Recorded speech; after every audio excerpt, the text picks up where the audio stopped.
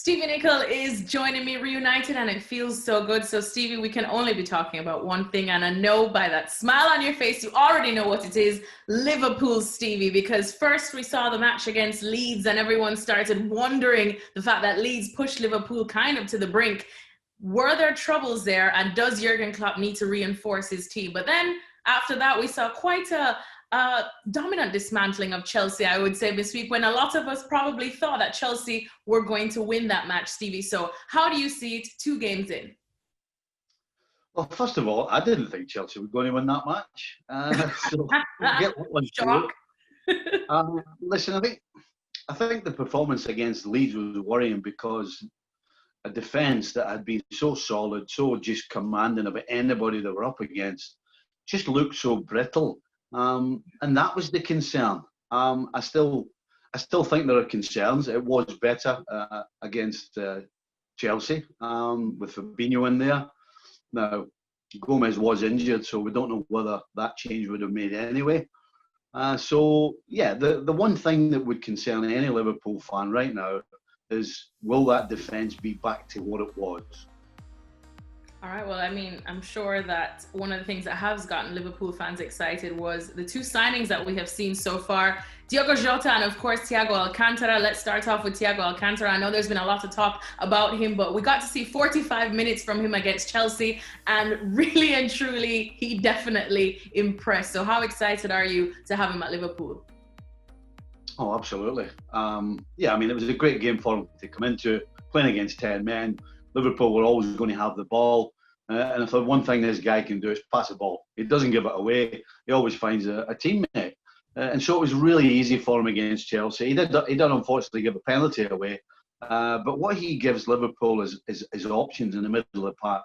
Listen, we know that Liverpool have been, under Klopp, have been all about, closing the ball down in the middle of the park, harrying, chasing, supplying the front three with the ball.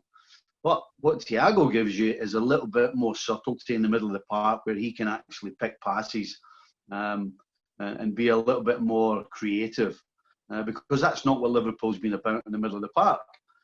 So it's up to Klopp now to try and figure a way of introducing Thiago without upsetting the system completely, because it is a bit of a change to go to a football player as opposed to somebody who's going to do a lot of physical running around and getting the ball back. And no disrespect to the players in the middle of the park, but that's been their main job. So it's going to be a little tinkering here and there where he puts Thiago. Does he put him in front of the back 4, or does he put him a little bit further forward? Those are questions that Klopp has to answer, and we will find them out shortly. And speaking of tinkering, how do you see Diogo Jota fitting in at Liverpool? Is he the kind of player that you did want to see Jurgen Klopp add to his arsenal so far?